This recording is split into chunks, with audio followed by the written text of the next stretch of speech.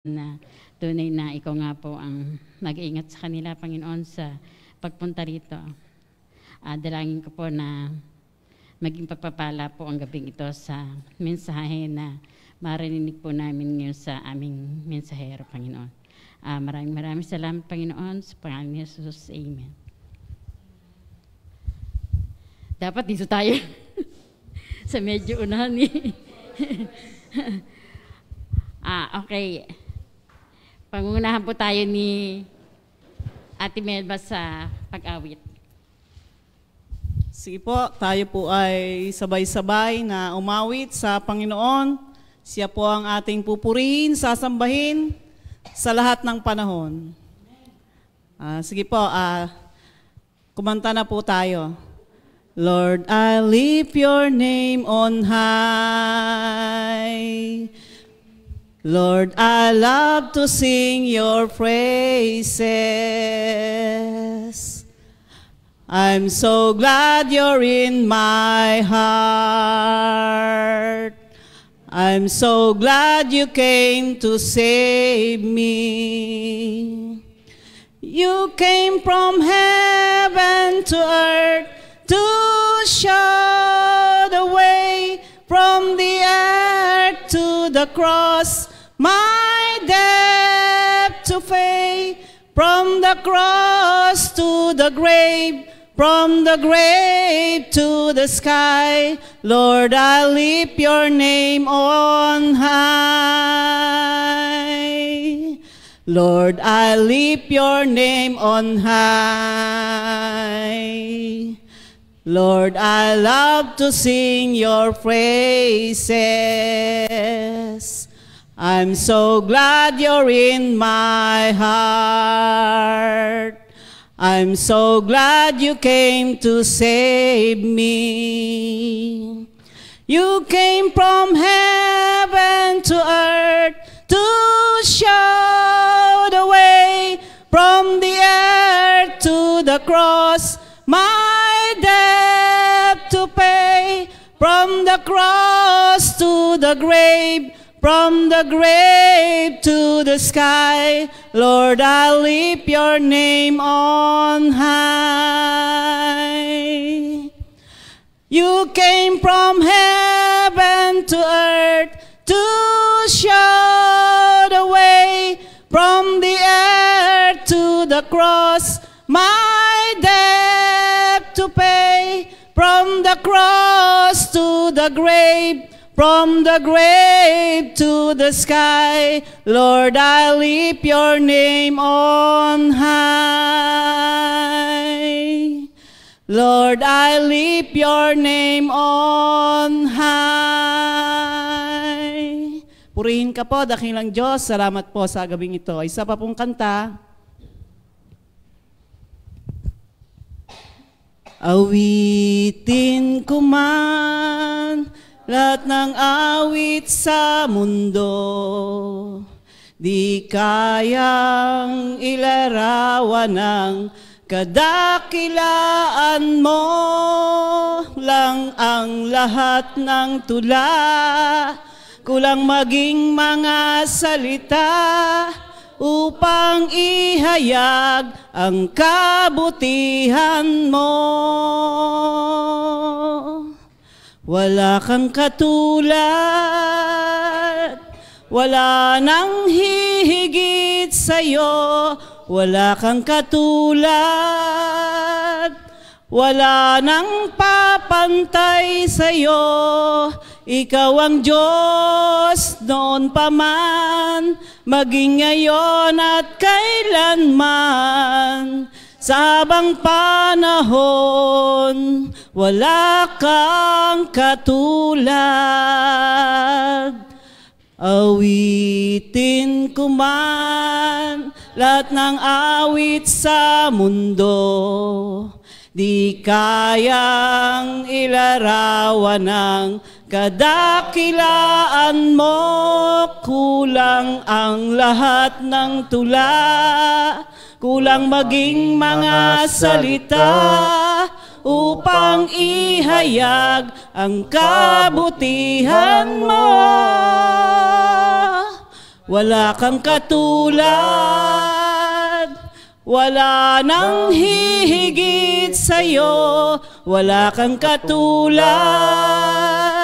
Wala nang papantay sa'yo, ikaw ang Diyos noon pa man, maging ngayon at kailanman. Sa habang panahon, wala kang katulad. Sa habang panahon, wala kang katulad. Salamat po, Panginoon, sa gabing ito at tinatawag ko po ang magsasalita po dito sa unahan, si Cowell po.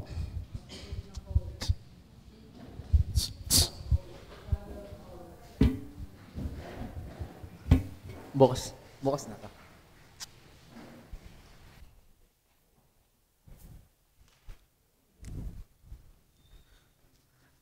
Sige po, magandang gabi po sa ating lahat. Good evening po. Mabuti po ang Panginoon. Amen. Sige po, tayo po yung manalangin.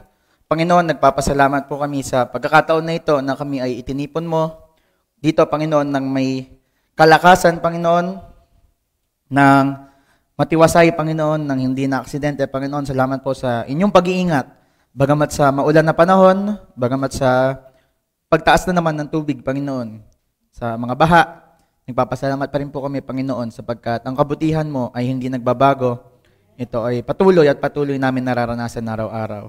And as we learn about your word, Panginoon, bigyan niyo po kami ng karunungan, buksan niyo po ang aming mga isipan at aming mga puso, nang maunawaan namin, Panginoon, bilang isang pamilya, ang kahalagahan, Panginoon, ng pananalangin bilang isang iglesia, Panginoon.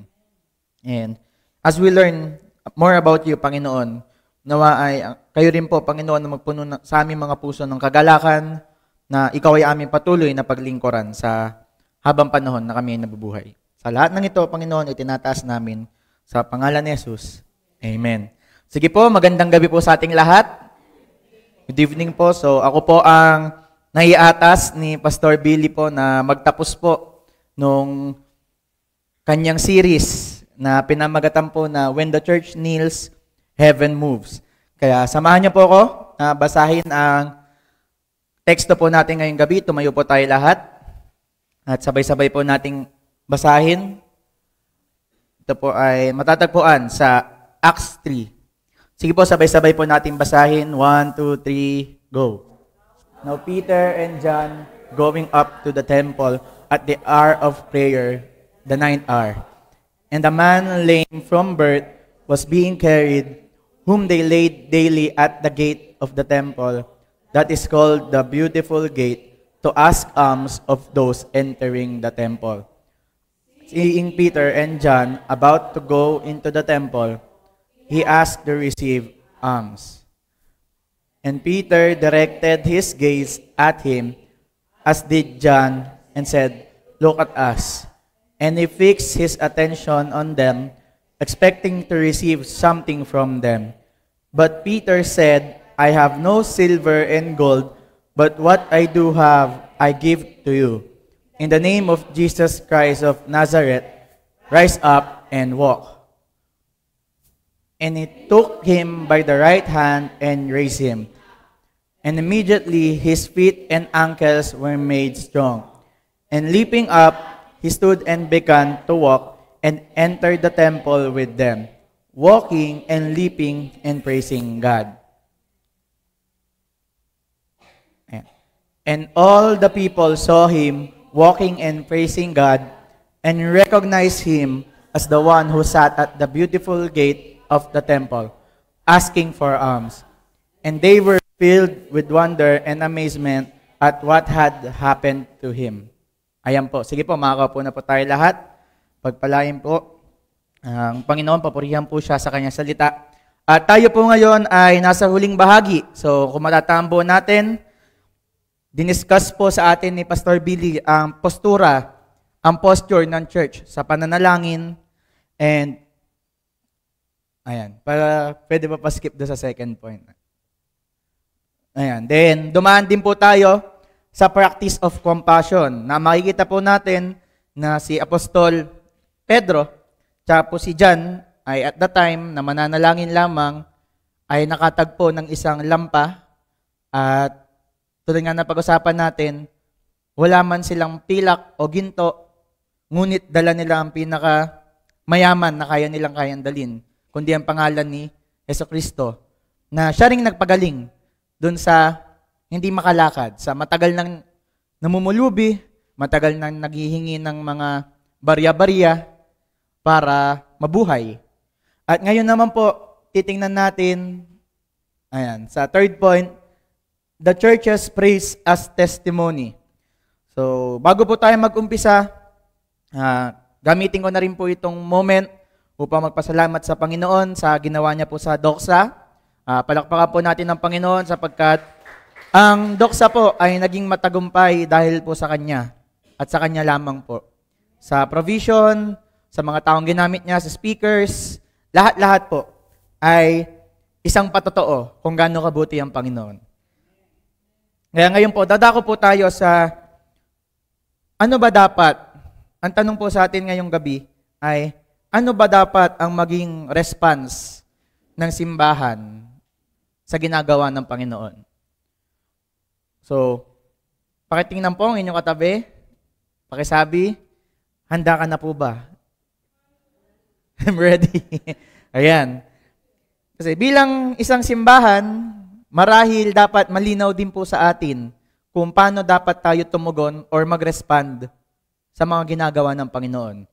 And ito po ay ayan. The church's praise as testimony is the joyful declaration of God's transforming power. It is worship that tells a story, lives changed, hearts healed, and faith renewed. Through praise, the church becomes a living witness of Christ's grace to the watching world. Ayan. So, para po mas mapalalim natin, mas lalo po natin mapagtuunan ng pansin, idediretso ko na po agad sa ating unang point. Ayan. A celebration of change na makikita po natin sa Acts Lakad.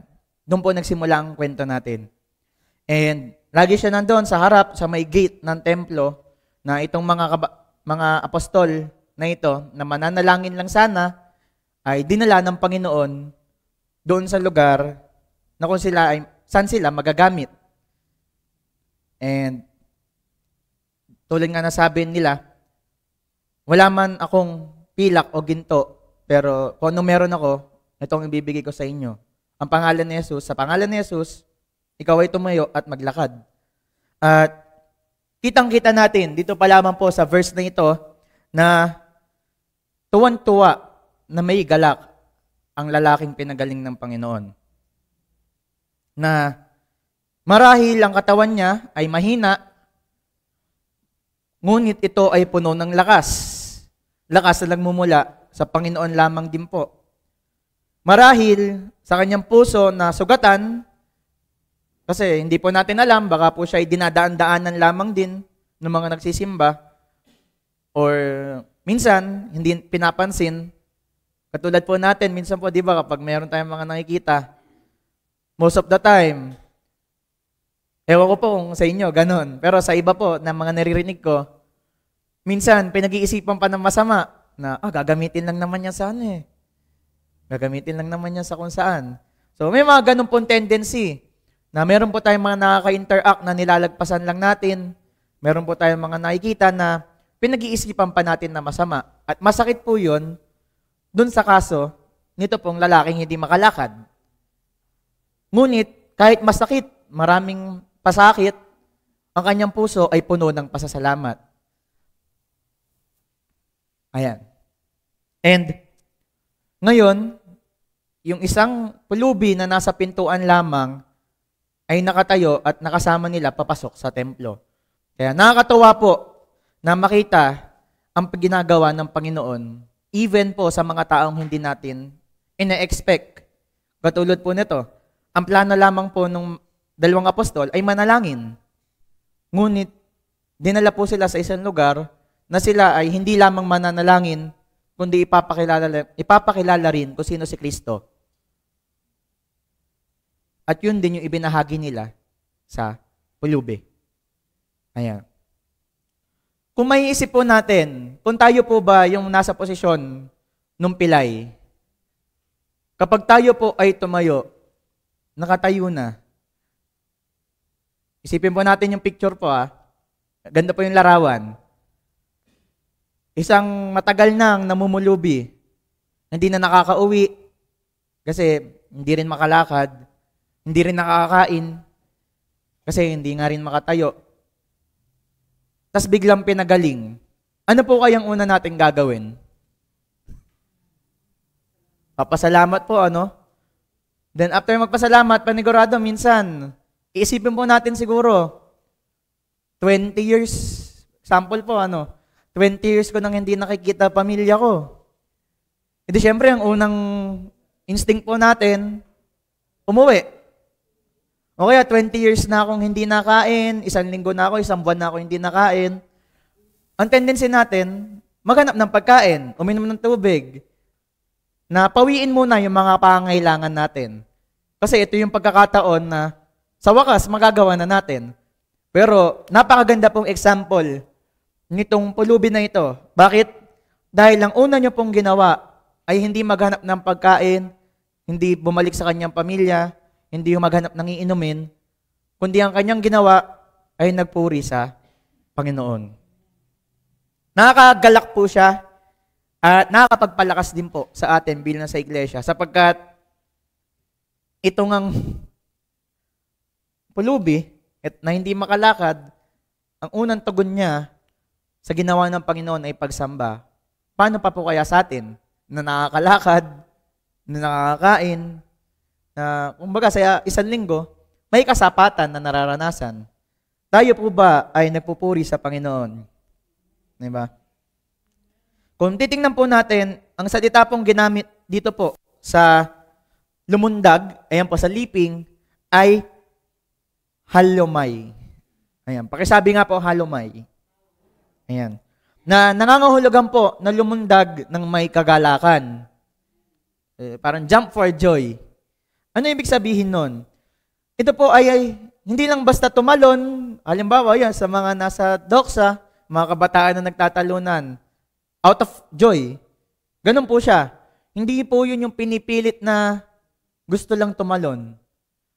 Bagkus, kapag sinabi po nating halomay, ang ibig sabihin po nito ay napapatalon dahil sa nag-uumapaw na galak.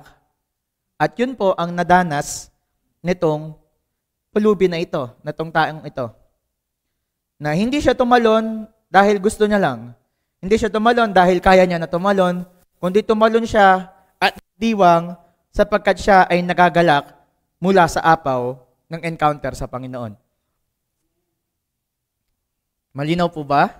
Ayan.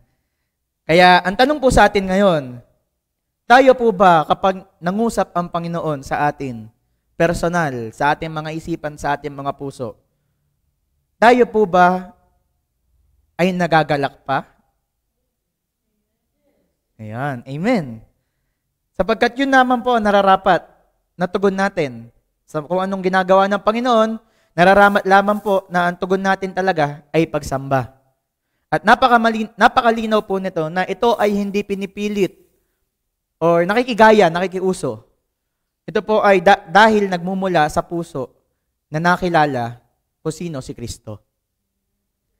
Kaya ito po yung tinatawag natin celebration of change. Diba? Ito ay isang puso na naglalarawan ng karanasan sa kung gaano makapangyarihan ng Panginoong Diyos. Na itong dating nakaupo, nakaranas ngayon, dati nakakaranas siya ng kawalan ng pag-asa. Most of the time, parang nag-iintay na lang siya ng oras niya. Di ba po? And puno ng limitasyon yung kanyang buhay. Hindi siya makalakad, nahihirapan siya gumalaw, nahihirapan siya kumain, maghanap ng pangangailangan niya. Kumbaga, basag na basag, walang-wala. Itong taong ito, na nakita ng Panginoon ang pangangailangan niya. Kaya sa pamamagitan nitong mga apostol na si Pedro at si Juan, sa pangalan ni Jesus, ikaw ay tumayo at maglakad. Mula sa kawalan, siya ay nagkaroon. Paano? Dahil lamang sa pangalan ni Jesus. Hindi po dahil sa lakas na nagmumula do sa mga apostol, hindi po dahil magaling si Peter at si John, or dahil mabait sila, bagkus dahil ito sa kapangyarihan mismo ni Jesucristo sa buhay ng bawat isa. Na baka tayo po ngayon ay nakakaranas ng kawalan, spiritual man to, physical, financial, o tayo po ay basag sa kaloob-looban po natin, may pangailangan. Isa po ang kasiguraduhan. Alam ng Diyos kung ano po ang pangailangan natin.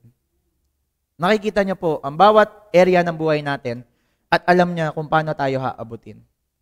And ito po ay makikita rin natin sa krus ng Kalbaryo na alam ng Diyos na tayo po sa ating sarili ay hindi natin kaya abutin ng Panginoon. Ngunit ang Panginoon pa rin po ang gumawa ng paraan sa pamamagitan ng kanyang anak.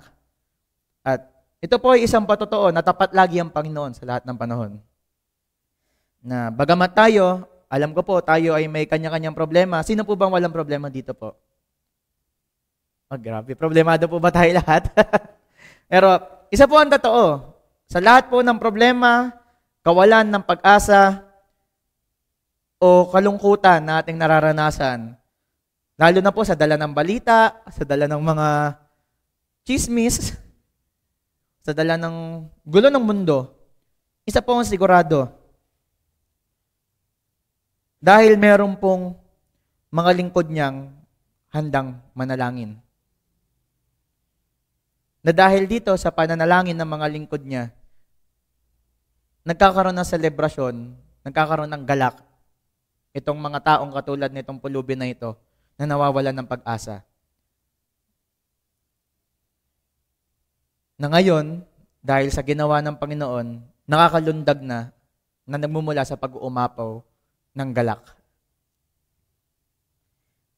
At tayo po, kung sa atin naman po, sa sarili nating mga refleksyon, sa ating mga sarili-sariling buhay, sino po dito ang nakakaranas ng biyaya ng Panginoon?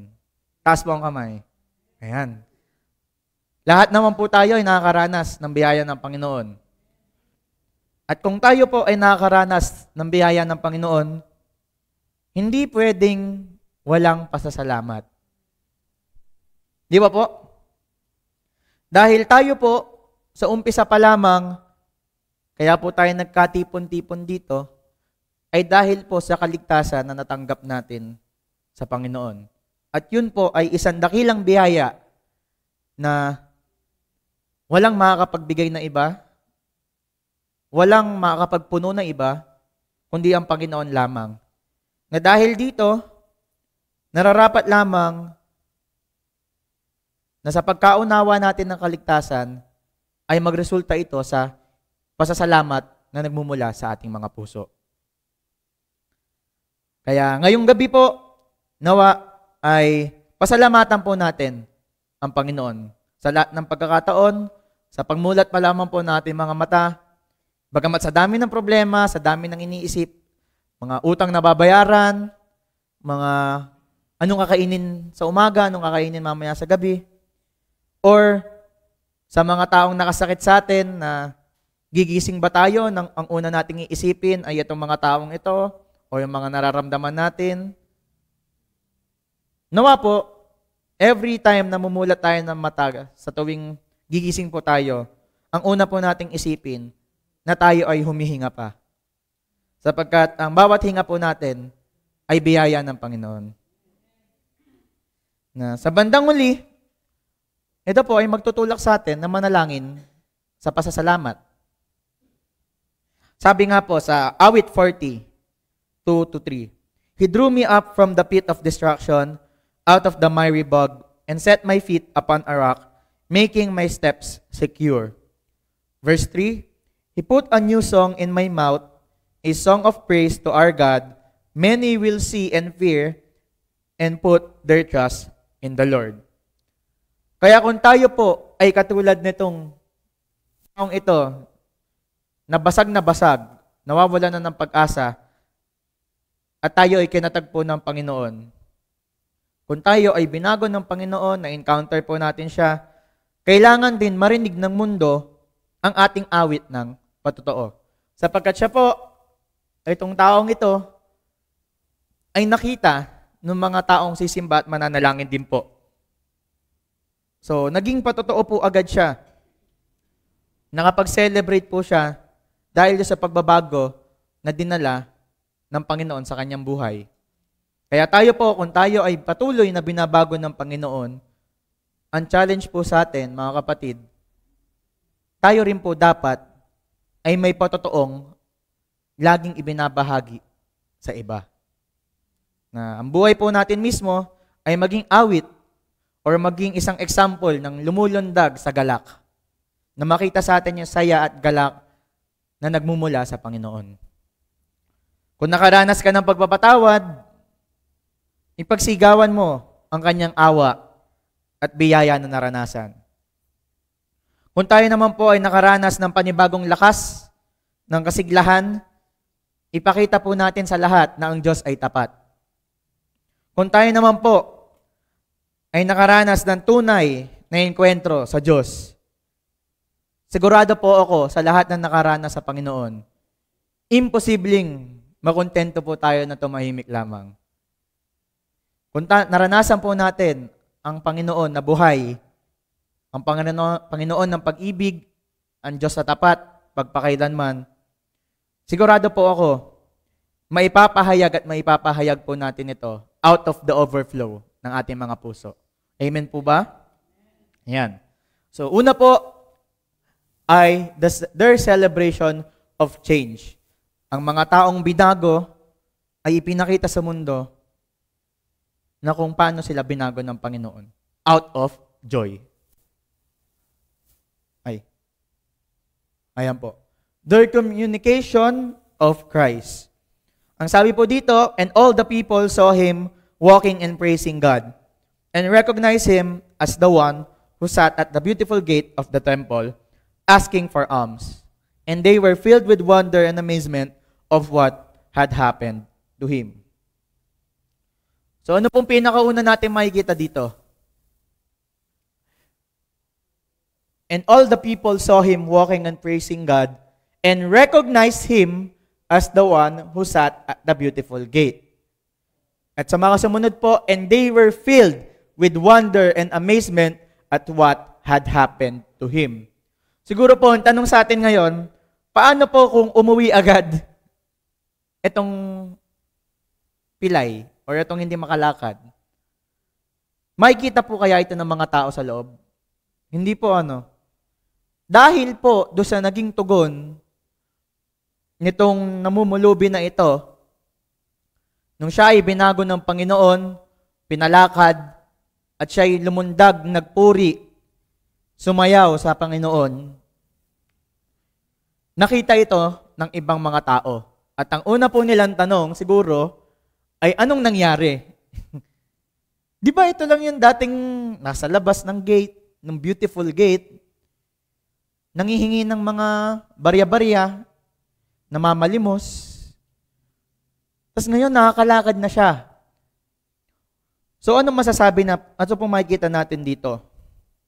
Naging patotoo rin po itong namamalimos na ito, itong tao na ito, na hindi lang siya basta binago, hindi lang siya basta lumundag out of joy, kundi ang nangyari po, itong paglundag niya out of joy, ay naging rason din para makilala ng Panginoon kung sino siya. Ginamit ng Panginoon itong taong ito upang maipakita ng Panginoon ang kanyang kapangyarihan. Naging testimony po itong pulubin na ito sa kung sino ang Panginoon. Naging sermon ng pagbabago ang kanyang papuri. Wala naman pong tingin niyo po ba mayaman itong namumulubi na ito na mamalimos? Tingin niyo po ba meron po siyang pwedeng ibigay na, ito, pakinggan niyo ako, ito matatanggap mo. Di ba wala nga po? Walang-wala nga po siya eh. Wala siyang ginto at pilak din, katulad ni Pedro at ni Juan. Pero anong meron siya? Meron po siyang kwento na kung paano siya binago ng Panginoon. At yun po ay sapat at higit pa po. Sapagkat ito yung magiging patotoo para makilala ng ibang tao kung sino si Kristo. Na ang dati na nakikita nila, itong namumulubi sa harap, ngayon, nakakatayo, nakakalundag. Ito po ay isang testimony ng kapangyarihan at kung anong kayang gawin ng Diyos. Dati, kinaawaan. Ngayon po, pinapakinggan na ng iba. Pinapansin na. Pinagtutuunan ng pansin kasi, ano nga bang nangyari? They were filled with wonder and amazement. Na ngayon, siya ang naging sentro upang makilala ng ibang tao, sino ba ang Diyos? Na sino ba naman ang makakapag-isip na itong taong ito, na mamalimos, ay siyang gagamitin pala ng Panginoon upang maging kwento, upang makilala ng iba. Sabi nga po, sila ay nanggilalas at namangha sa nangyari sa kanya. Ayan po, they were filled with wonder and amazement at what happened to him. Ang salita pong nanggilalas ay nangangahulugan pong pagmangha ng may paggalang. So, in amazement, in awe, in reverence. Na may takot. Na ito pong curiosity nila, na nagtaka sila, ano ba nangyari? Ito po yung ginamit ng Panginoon upang buksan yung pinto ng kanilang mga puso, kanilang mga isipan, upang marinig ang mensahe patungkol kay Kristo na dadalhin po ni Apostol Pedro, ni Peter. So, sa mga following verses po, si Peter po ay nagmensahe, pero ito po ang ginawa ng Panginoon upang maging set up para tanggapin at para marinig ng mga tao ang kanyang mensahe, ang mensahe ni Pedro. So ano pong ibig sabihin nun? Kumikilos po ang Diyos. Na even in the most unexpected ways, katulad po nito, kumikilos po ang Panginoon na ang balak lamang ni na Pedro ay manalangin. Pero gagamit pala ang Panginoon ng isang tao na hindi pinapansin, na nilalagpasan-lagpasan lang, nagagamitin pala ito ng Panginoon upang ihanda ang mga tenga, ang mga isipan, at ang mga puso ng mga taong makikinig sa Kanya. Na itong taong to ay wala rin namang bitbit. Ang dala lamang nila ay kwento. Nagiging mensahe ang himala at nagiging pangangaral ang bawat papuri at patotoo sa iba. Na tayo po, sino po dito ang makakapagsabing binago ako ng Panginoon? Amen. Maari po na yung tinanggap natin na ebanghelyo, itong kaligtasan na ito, ang ating kwento. Dahil naniniwala po ako, ang pagtanggap po natin itong ebanghelyo ay may pagbabagong nangyayari. Ngayon po ang tanong, tayo po ba ay nagiging kwento rin sa iba? Na nakikita ba na itong taong ito, Kristiyano to?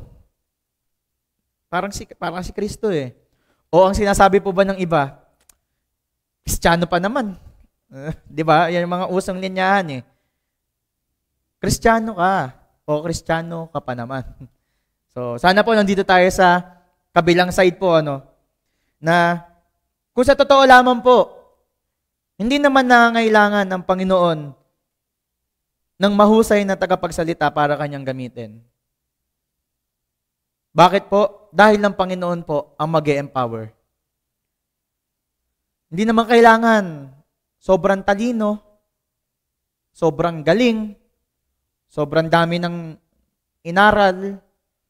Bagkus, ang kailangan lamang po ng Panginoon ay yung simpleng desisyon po natin na maging kwento para sa Kanya.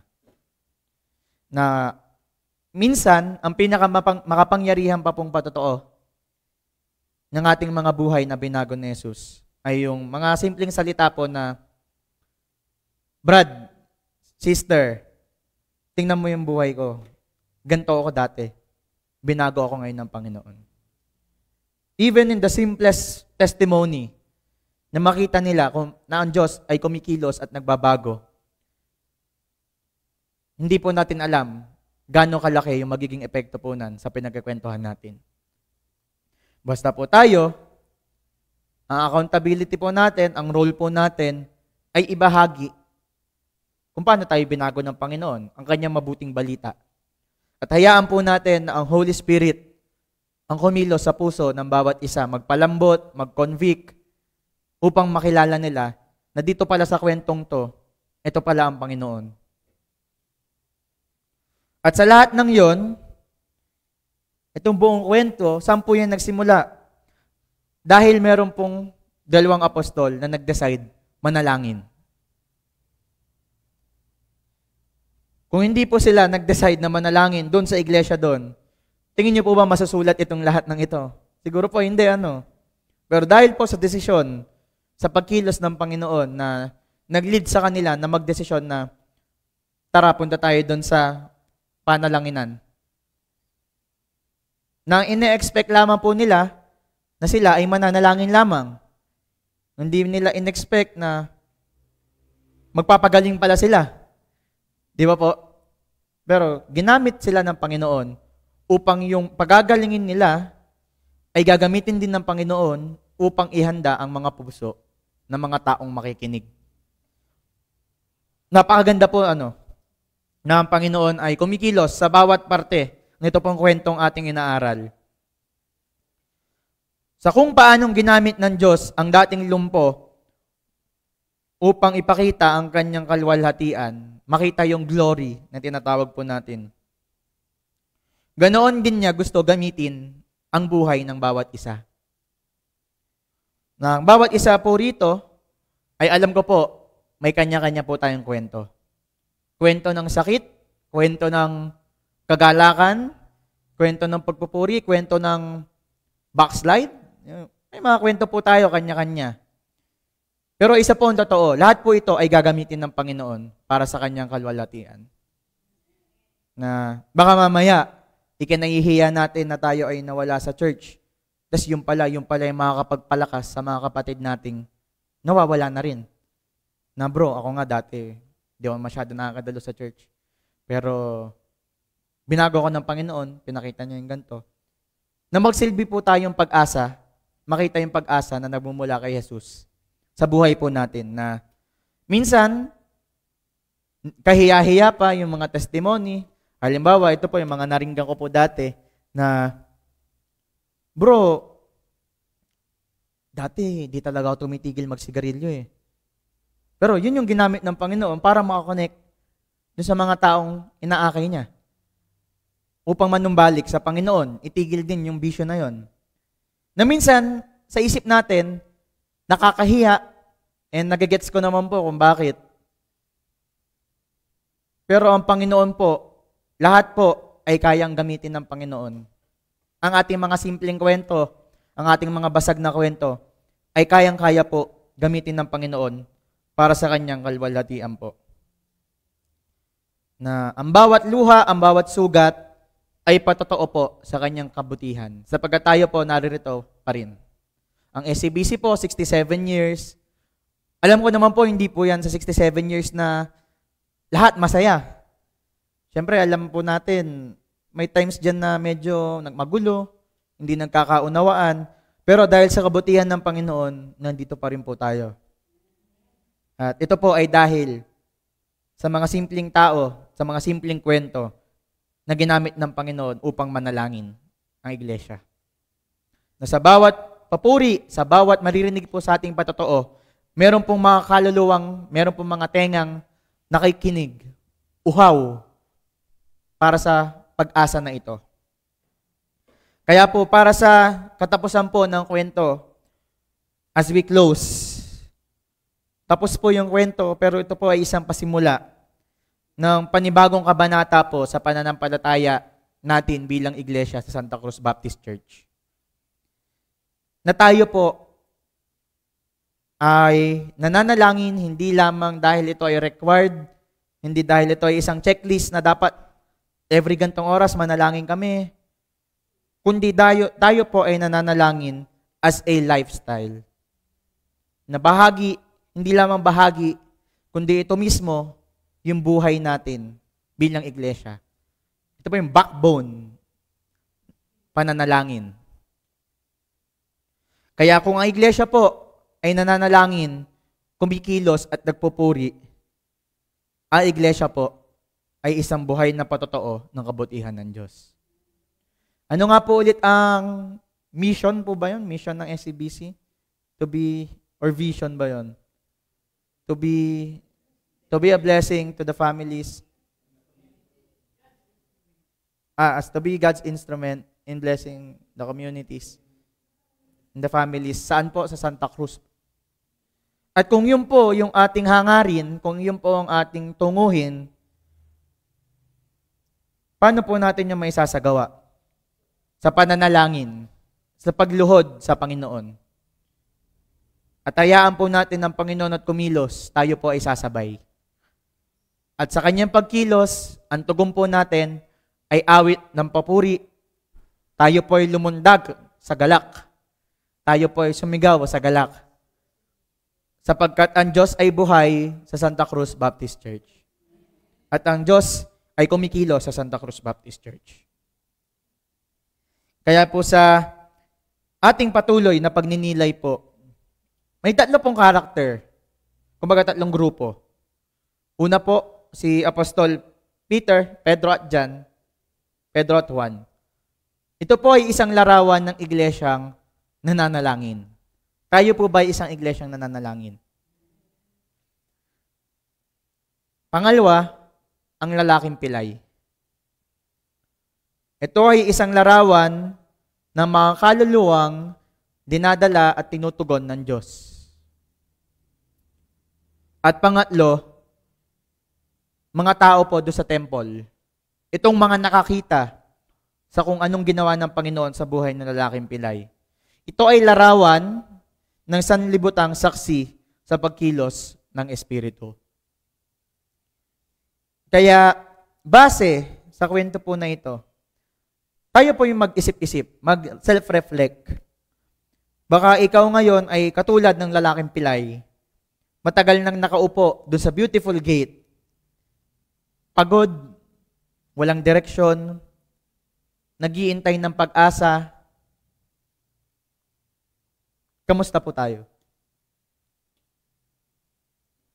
Or baka naman po, tayo ay tinatawag ng Diyos upang maging katulad ni Peter at ni John, na maging daluyan ng kanyang kapangyarihan, maging vessel, maging channel ng blessing, maging instrumento upang makita ng mundo kung sino ang Diyos.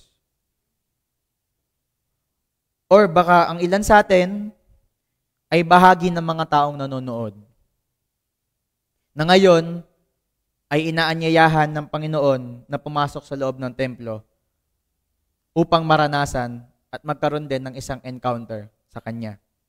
So sa 3 pong karakter, sino po kaya tayo dito? Tayo po ba ay yung pilay, yung mga apostol, o tayo po ba yung mga taong nakakita at binibigyan ng paanyaya ng Diyos na pumasok? Ano man po dito sa 3, isa po ang paanyaya ng Diyos sa atin lahat. Lumuhod kang muli, manalangin ng may pananampalataya, at magpuri ng may galak. So, sabay-sabay po natin banggitin. Ito po yung una, lumuhod kang muli. Manalangin ng may pananampalataya. At magpuri ng may galak. Na ang himalang ginawa niya sa iba, kaya niya rin gawin sa atin. Yan. Amen po ba? Bilang isang iglesia po dito sa SCBC, naniniwala po ako na ang bawat isa ay may kanyang-kanyang kwento. Even ang SCBC as a church ay meron pong kwento. Ngayon, ang challenge po ba sa atin, ito po bang kwento na ito ay nagiging patotoo sa kung sino ang Diyos. Kaya mga kapatid, ito ang larawan ng isang buhay na iglesia. Nananalangin sa Diyos, nakikiramay sa ibang taong nangangailangan, at nagpupuri sa kapangyarihan ng Espiritu. Ito ang iglesyang gustong buhayin muli ng Diyos sa atin po. Especially sa panahon ngayon na napakaraming distractions, napakaraming discouragement, whether sa government, sa panahon, sa mga disasters po na naririnig natin. Ngayon po may bagyo, next week may bagyo ulit. Bilang isang simbahan, bilang isang iglesia, hindi lamang po dapat tayo nakafocus sa mga programa, sa mga gawain, kundi dapat po ang pinakaumpisa ng bawat gawain natin, ang pinakabasehan, ang pinakapundasyon po ng ating mga gawain ay dapat po nakaugat hindi sa pera, kundi sa presensya ng Panginoon. At hindi rin po ito nakabase sa kung gaano kadami ang dumalo, sa kung gaano karami yung mga nagpunta or na-invite, kundi dapat po nakatingin po tayo dun sa pagsunod. So again, ang iglesia ay hindi lamang maraming ginagawa, kundi dapat nakaangkla sa pananalangin, hindi sa pera, kundi sa presensya ng Diyos, hindi sa tagumpay, kundi sa pagsunod natin sa Diyos. Kaya, kung meron pong isang patotoo po dito, ay ito po yung recent na nagganap po sa Doxa. Every week naman po tayo nakakarinig ng mga update mula po sa amin. And nagsimula po siya August from 0. Then nakarating po kami October last week, around 88,000. Then pagdating po namin sa venue, kitang-kita po namin ang provision ng Panginoon. Dahil kung matatandaan niyo po, ang umpisa po ng Doxa ay last year. Last year po, sinimulan yung Doxa, wala po yan sa plano. Hindi po yung nakabudget. Pero malinaw po sa amin, yan kana pastor, sa amin po sa kabataan na ito yung direksyon po na dapat puntahan upang itong mga next generation ng leaders ay makita, maimbitahan, mahulma, makita agad namin kung sino ba yung magagamitin ng Panginoon. And last year, higit at sobra pa na nag-uumapaw ang kabutihan ng Panginoon sa Doxa last year. Much more ngayon. Bakit po? Kung aware po kayo ngayon, ang Doxa po kasi ngayon ay hindi lamang SCBC, meron din po tayong mga kapatiran from Magdalena, Emmanuel sa Pagsangampo. Meron din po mga nagpunta from Mayhay, yung ating pong inaalaga ang church ngayon, Mayhay.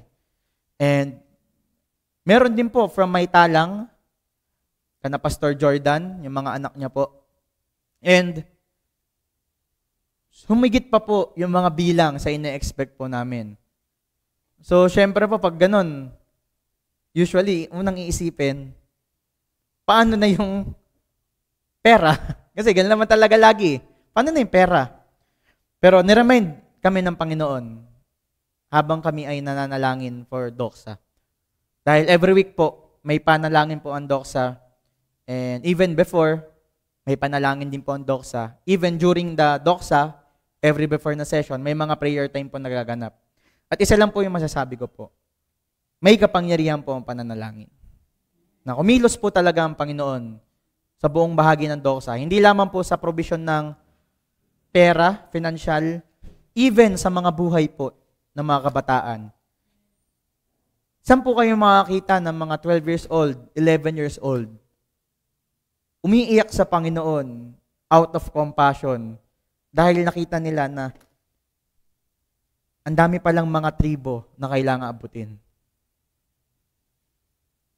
Na from 11 years old, even sa mga edaran po ng mga pastor, na iisa lamang na lumuluha, nagkakaroon ng bigat, ng burden, na bahaginan itong mga taong ito na out of compassion. Na tayo po bilang iglesia, yun din po dapat ang ating gawin. out of compassion, magkaroon po tayo ng burden na alagaan kung ano po yung mga pinagkatiwala sa atin ng Panginoon.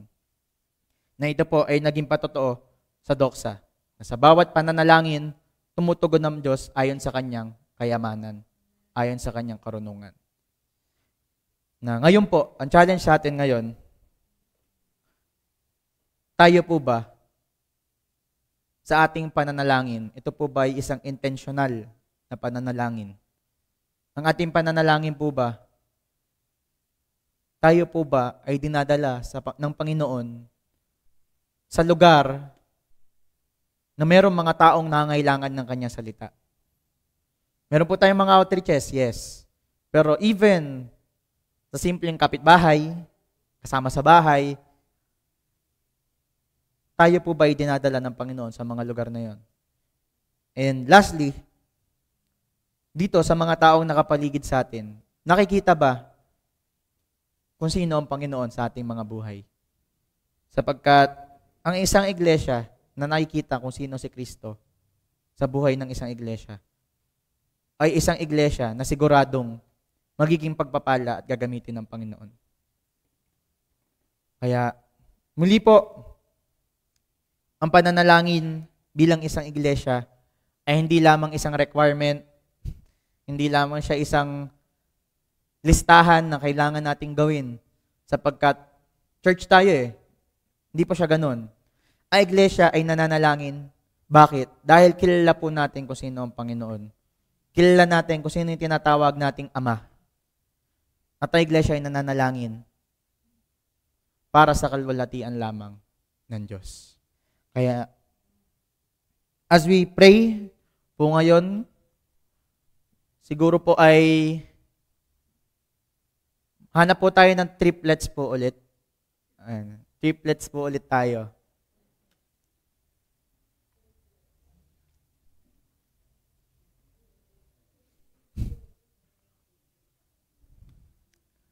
Ay, may mga prayer items po ba tayo? Ay, ito pala. Pwede ko. Ayan po. Ayan, sakto po. Ayan, 4 groups na lang daw po pala. 4 groups. Sige po, 4 groups.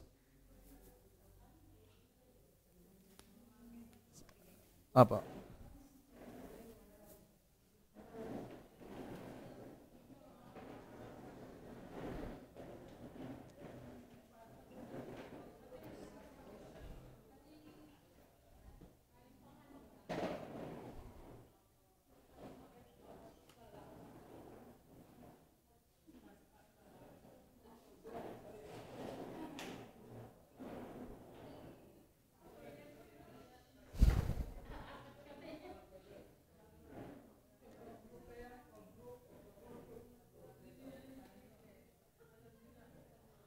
Ayan po.